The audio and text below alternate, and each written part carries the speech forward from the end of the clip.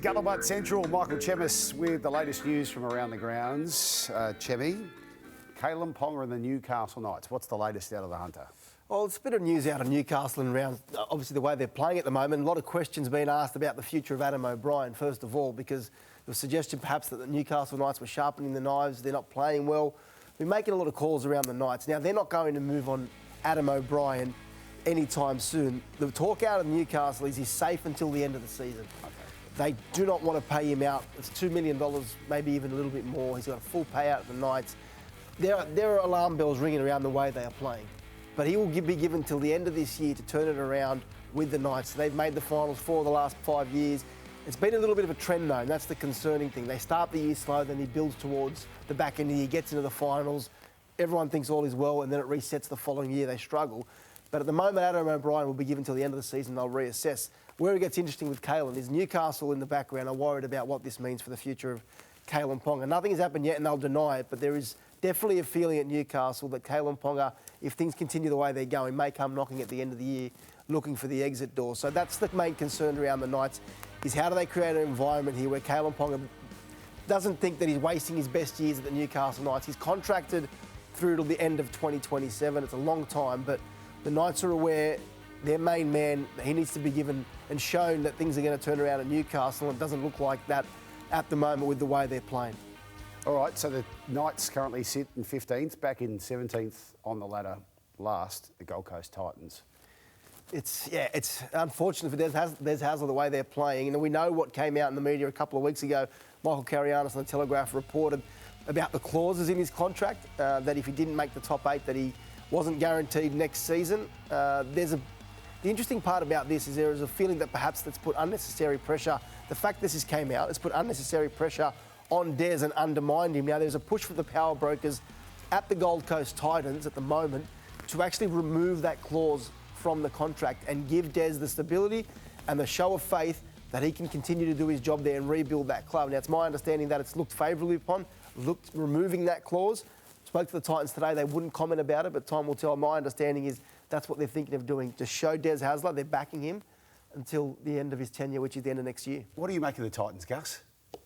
You know what I make of them. They've got huge talent. Look, all this, Newcastle, Titans, always talk about the teams that are struggling. All you have to do is win some games. You win some games, all this goes away. Scuttlebutt goes away, Chemis goes away, everything goes away. You just got to win some games. Knuckle down and win some games. Simple, isn't it? Problem is they're struggling to do that. Next item on the list, you've got 2 names here, and I'm loving this. Spencer Leniu, Latrell Mitchell. Yeah, New South Wales camp today. We know that Latrell is on a self-imposed media ban. He hasn't spoken this year. I've joked with Latrell about it. He wants to concentrate on his footy, let his footy do the talking, and his footy has been doing the talking. He looks fit, he looks good. But today at New South Wales Blues media, every player was up. Spencer Leniu and Latrell Mitchell, though, they didn't do media. Spencer Leniu informing the Blues that he didn't want to talk. He hasn't spoken since that incident with Jonathan Thurston on the sideline at Suncorp Stadium, and doesn't intend to. I spoke to some people at South Sydney yesterday because the NRL are looking at Latrell Mitchell because he hasn't spoken all year. Yep. Souths are okay with it. They're happy for Latrell to go on not talking to the media, to focus on his footy, and if they get fined, well, so be it, they'll deal with it, because Latrell is adamant right now he doesn't want distractions, and this is the path he wants to go down. And I don't know what your thoughts are, Gus, on this situation. I know the media pay a lot of money. Are you okay with the way that players can dictate whether or not they talk? Because Latrell seems to be doing his talking with the footy at the moment. Yeah, I don't think they're allowed to do it. Well, that's my... I don't think they're allowed to have media bans. They've got obligations. It's in their contracts. Then the result will be a fine then? What sort of fine? fine? Probably. Obviously, they're not worried about the fine, but no one from the NRL's coming down on it. It's probably a precedence thing, because now Spencer's decided. Well, this that is the he's thing. not talking. Then the snowball builds and builds and builds. All of a sudden, you've got a player boycott from all the broadcasters, whether that's TV, radio, or anyone. Particularly Origin. Yep. It's all part of it. Anyway. I mean, they made me talk to everyone. Well, I don't think anyone's making you talk. Oh, please. Please. Anything out of the Roosters tonight?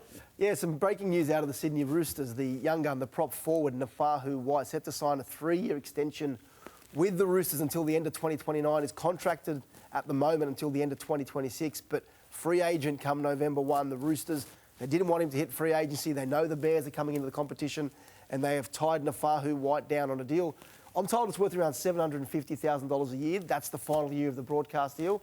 Then there'll be ratchet clauses. Obviously, we don't know what the salary cap's going to be in 28 and beyond. So it's a huge deal, a guy with a lot of potential, and the Roosters feel like he's going to be their main man going forward. Everyone's worried about your Bears coming in to steal all the players. Have you been working the phones, John? Got a lot of spots to fill. You've been working the phones? Yeah, just keep Director Bracey keeping the over finger here. on the pulse. I notice you around the dressing rooms a lot on game day. Oh, please. It was a Bear Park yesterday. Wrong result, though, against What the do you think of Nefaru White, though, Gus? He's a player with a lot of promise. Always liked him. Yeah. Always liked Nefaru. Developing into a really strong player. It wouldn't be a scuttlebutt segment without Lachlan Gowan's name on the list.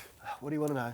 Oh, you tell me. What should I know? Well, there's a board meeting today. Now, Did they decide whether or not that's going at the end of the That's what you were going to ask me. That's the question. The Tigers are remaining tight-lipped. So give you context around this. Last week, the story reported, Danny Wilder and myself, that Lachie Galvin was going to be the subject of a board meeting today on the back of Isaac Moses, Lachlan Galvin's agent, requesting from the club permission to begin negotiating with rival clubs early. Now, he's unable to speak to rival clubs until November 1, even though he's informed the Tigers that he won't be there. The feeling out of the Tigers was that they were probably going to give him permission to look around. Doesn't mean he has a release, a permission granted for a release. What it does then do, gives the manager time when they do decide, if they do decide, gives them time to come back with potential options, because the Tigers want something in return, whether that be financially, whether that be in the form of a player swap or a player. They want something in return. The Tigers, they're remaining tight-lipped. They're not talking after today's board meeting, but you can imagine at some point, given the legal ramifications in the background, the Tigers may give in and give permission for Lachie to test the market. Doesn't guarantee his release, though. All right. As always, we watch and see what happens. Appreciate it. No leaks out of the Tigers, though, Jamie. No, mate, not today. It was like a sieve with you back in the day. Things have changed, eh? Now, our cash converters conversion of the week, we couldn't go past this one, Gus. Going back to this Friday night special, this is after the Nwanganita-Wasa. What's Fittler doing cheering on the opposition? Where does he think he is? They were giving it to him, and goodness, it was fun.